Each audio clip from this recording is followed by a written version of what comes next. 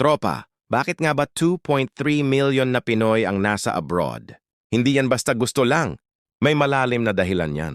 Tara, totoo lang tayo. Factor 1, sahod pa 15K dito versus 80K plus sa abroad. Minimum sa Pinas, 610 day and 15,160 month kung walang absent. DH sa Hong Kong, 35K P45K month. Factory sa Taiwan, 40K 60K.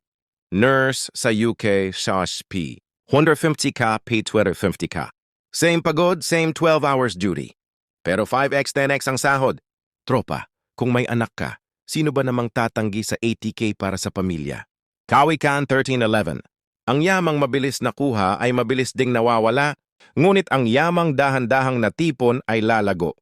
Sa abroad, mas mabilis makaipon, kaya tiis kahit malayo. 2. Opportunity, walang trabaho dito, meron dun.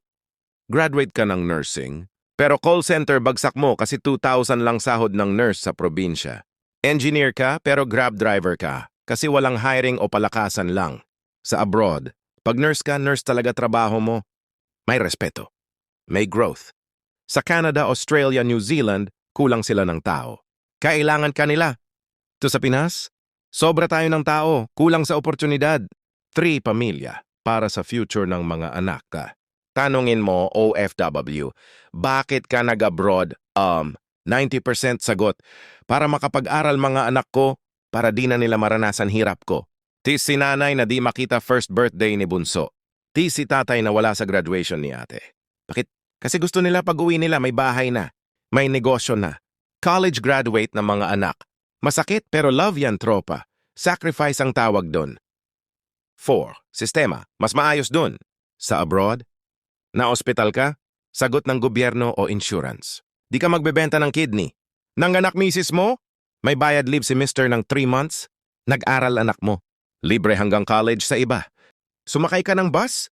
On time, malamig aircon, may pila. Dito, hospital pila. School kulang upuan, traffic 4 hours. Nakakapagod maging mahirap sa Pinas.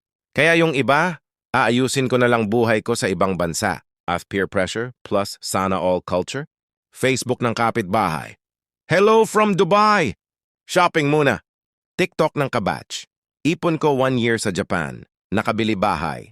Tapos ikaw, sana all? Yung sana all na yan, nagiging dapat all, kaya apply ka na din. Problem, hindi lahat sinwerte. Yung iba na scam, na abuso, na deport, pero yun di pinopost sa FB.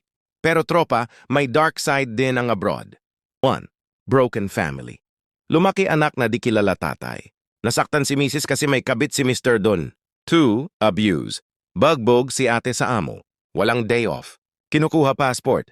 3. Homesick. Pasko mag-isa. Birthday mag-isa. May pera nga walang yakap. 4. Balikbayan box syndrome. Pag uwi mo, lahat may ambag. Pag naubos ipon, wala na nagre-reply sa'yo. Kaya hindi lahat ng OFW masaya. Tropa. Marami umiiyak gabi-gabi pero smile sa video call. Sabi sa Ecclesiastes 4:6,